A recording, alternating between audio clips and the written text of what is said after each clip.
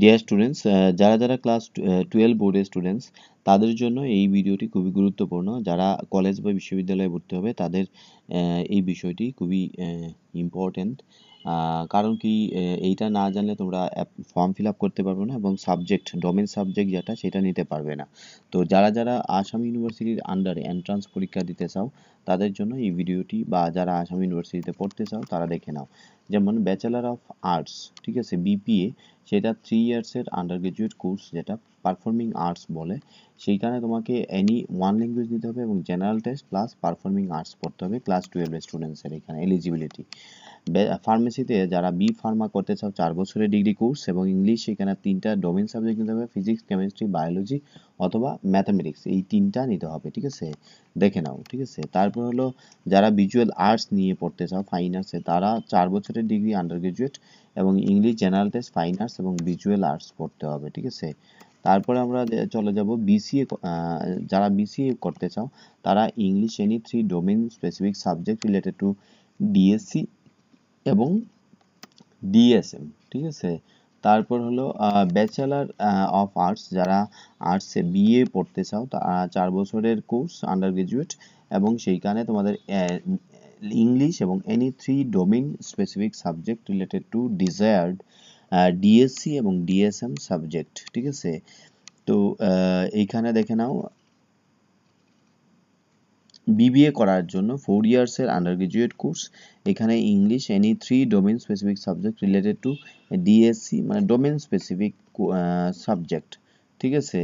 তো সেখানে বিকম যারা করবে তারা 4 ইয়ার্সের আন্ডার গ্রাজুয়েট প্রোগ্রাম কমার্সে এবং সেখানে ইংলিশ কম্পালসারি থাকছে এবং এনি 3 স্পেসিফিক সাবজেক্ট সেখান থেকে নিতে হবে। Which accountancy and business studies are mandatory, ঠিক আছে, অ্যাকাউন্টেন্সি এবং বিজনেস স্টাডিজ ম্যান্ডেটরি থাকবে।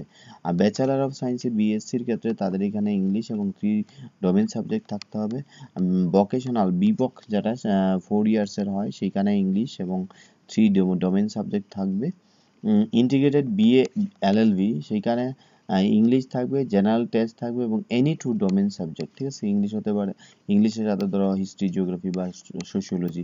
ইন্টিগ্রেটেড বিএসসি বিএড, যারা বিএসসি বিএড করতে চাও তারা 4 ইয়ার্সের ডিগ্রি করতে পারবে, সেখানে ইংলিশ এবং 3 ডোমেন সাবজেক্ট থাকবে, টিচিং অ্যাপটিটিউড থাকবে, ঠিক আছে। তো আমরা কোচিং গাইডেন্স দিয়ে থাকি, তোমরা জয়েন করতে পারো। ইন্টিগ্রেটেড বিএসসি এমএসসি, সেখানে কম্পিউটার সায়েন্সে যদি করতে চাও তাহলে 5 ইয়ার্সের হবে, 3 ইয়ার্সের বিএসসি এবং 2 ইয়ার্সের এমএসসি, সেইখানে ইংলিশ এবং 3 ডোমেন সাবজেক্ট, সেখানে ফিজিক্স, ম্যাথ এবং ম্যাথ কম্পালসারি থাকছে, ঠিক আছে, ওয়ান সাবজেক্ট আদার দেন সায়েন্স, ম্যাথ কম্পালসারি থাকছে, ঠিক আছে। এইভাবে সোশ্যাল সায়েন্সেসে এমবিএ যদি করতে চাও, এমবিএ তো তোমরা জয়েন করতে পারো, ঠিক আছে। এই কোর্সগুলো আসাম ইউনিভার্সিটির আন্ডারে আছে। তো যে সমস্ত ছাত্রছাত্রীরা ক্লাস 12-এ পড়ো তাদেরকে এই সিইউটি পরীক্ষা দিতে হবে, ঠিক আছে। তো যারা অনলাইন অফলাইন কোচিং করতে চাও, তোমাদের বোর্ড পরীক্ষা চলছে, 12 দিন 14 দিন গ্যাপ আছে, এই গ্যাপে গ্যাপে তোমাদের কোচিংয়ের ক্লাসেস করতে হবে। কারণ কি, তোমাদের বোর্ডের পরেই তোমাদের মে মাসের ফার্স্ট উইক বা সেকেন্ড উইকে তোমাদের পরীক্ষা। সো তোমরা পরীক্ষায় কিছুই লিখতে পারবে না। সো বেটার কি এখন থেকে প্রিপারেশন করো, বোর্ড পরীক্ষার গ্যাপে গ্যাপে তোমরা সময়টাকে কাজে লাগাতে পারো, ঠিক আছে।